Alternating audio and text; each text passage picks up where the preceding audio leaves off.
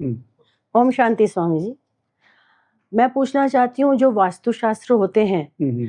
वो किसी के भी मतलब जो घर से बुलाते हैं उन लोगों को, तो उनके घर जा कर के हुँ, काफ़ी चीज़ों को तोड़-फोड़ के हुँ, और कभी क मंदिर से कुछ चीज़ें हटा देते हैं या घर में पूरा घूम के हुए ये यहाँ पे ठीक नहीं है, ये मिरर यहाँ ठीक नहीं है हुँ, हुँ। या आपका बेड गलत है या आपकी जो किचन है उसका जो वास्तु है ये गलत है। तो क्या इन चीज़ों का वो जो घर में रह रहे हैं लोग, हुँ, हुँ। क्या उस पे असर पड़ सकता है? क्या ये सही है या गलत है? ओम शांति पूनम जी, बहुत सुंदर क्वेश्चन है, लेकिन उसका सीधा सरल उत्तर एक ही है, मानो तो देव और नहीं तो पत्थर। तो हमारी अपनी सोच क्या है, हमारी अपनी समझ क्या है? अगर आपको ये लग रहा है कि कुछ तो हमारे घर में गड़बड़ है और मैं उसको बुलाऊँगी या ठीक कराऊँगी तो मेरा घर ठीक हो जाएगा, बस आपकी समझ का ही फ़र्क है। तो अगर आपको लग गया कि अब सब कुछ हमारे घर में ठीक हो गया तो ठीक हो जाएगा। लेकिन वो सब कराने के बाद भी अगर आपको ये लगता है कि नहीं, नहीं कुछ भी ठीक नहीं हुआ, जैसा था वैसा ही है, तो फिर कोई उसका मतलब नहीं है। जैसे लोग बोलते हैं भूत-प्रेत लग गया, जैसे बोलते हैं लोग ये हवन करो कि वो करो कि तुम्हारा ये हो जाएगा कि वो हो जाएगा, कि तुम्हें नौकरी लग जाएगी, बेटी की शादी हो जाएगी कि ये हमारी समझ के ऊपर ही डिपेंड करता है। हमारी तो इतनी बिल्डिंगें हैं यहाँ से लेकर फ्रांस तक। मैं तो कहीं वास्तुशास्त्र नहीं देखने गया।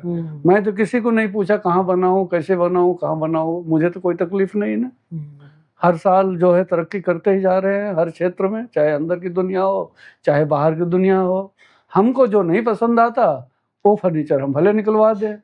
हमें कुछ नया बनवाना है, हम अपनी वर्जिश निकाल देते हैं। लेकिन जो लोग मानते हैं, जिनका उस पे अटूट भरोसा है, खाली आदमी को ये लग जाए कि मेरे ऊपर भूत-प्रेत है, तो कितने आदमी उसमें उनकी मृत्यु भी हो जाती है।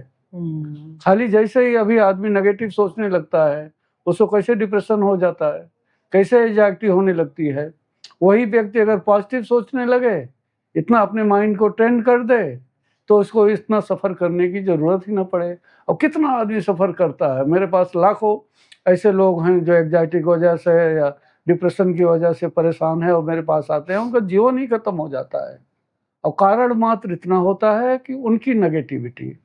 अगर आप पॉजिटिव हो, अगर आपका आपके ऊपर ट्रस्ट है और आपका परमात्मा के ऊपर ट्रस्ट है, तो आपका वास्तु आप खुद ही निर्माण कर सकते हो। आपको किसी और की ज़रूरत नहीं पड़ेगी। जैसे आपको मस्त रहने के लिए, स्वस्थ रहने के लिए, खुश रहने के लिए किसी और व्यक्ति और वस्तु की ज़रूरत नहीं पड़ती, वो आपकी भीतर की मस्ती से ही आप रियल मस्त होते हो। नहीं तो बात अलग है ना, जैसे कोई बोले शराबी आदमी कि मैंने शराब पिया और मैं खुश हो गया। हाँ? लेकिन कोई मीरा जी तो शराब नहीं पीती थी, वो किसी से कम मस्त थी क्या? सहजो किसी से कम मस्त थी क्या? राबिया जी किसी से कम मस्त थी क्या? एक बार अगर आपका वो सच्चाई से आपकी मित्रता हो जाए, एक बार सत्य से आपका प्रेम हो जाए, तो आप किसी भी ढकोसलेबाजी में और यहाँ-वहाँ कोई भी भटकने की ज़रूरत नहीं है। रैदास जी ने कह ही दिया है कि मन चंगा तो कठौती में गंगा। नानक जी ने कह ही दिया है कि तेरी मर्ज़ी। बस उस पर चलो ना, जो इतने बड़े-बड़े संत बोल चुके हैं, फिर वहाँ मैं भी क्यों आता है? क्यों हम इधर लेफ्ट राइट जाते हैं? जिस देश में इतने बड़े-बड़े संत हुए हैं और जिनके ऊपर कोई उँगली नहीं उठा सकता, चाहे वो नानक जी हों, चाहे भगवान बुद्ध जी हों, चाहे महावीर जी हों, चाहे रामकृष्ण परमहंस जी हों, चाहे रमन महर्षि जी हों, चाहे रैदास जी हों, कबीरदास जी हों, इतने बड़े-बड़े संत जिस देश में पैदा हुए हैं, और फिर वो व्यक्ति अगर भटक जाए, तो समझ लो कि कितने बुद्धिमान है। तो सब कुछ अपनी बुद्धि का ही खेल है।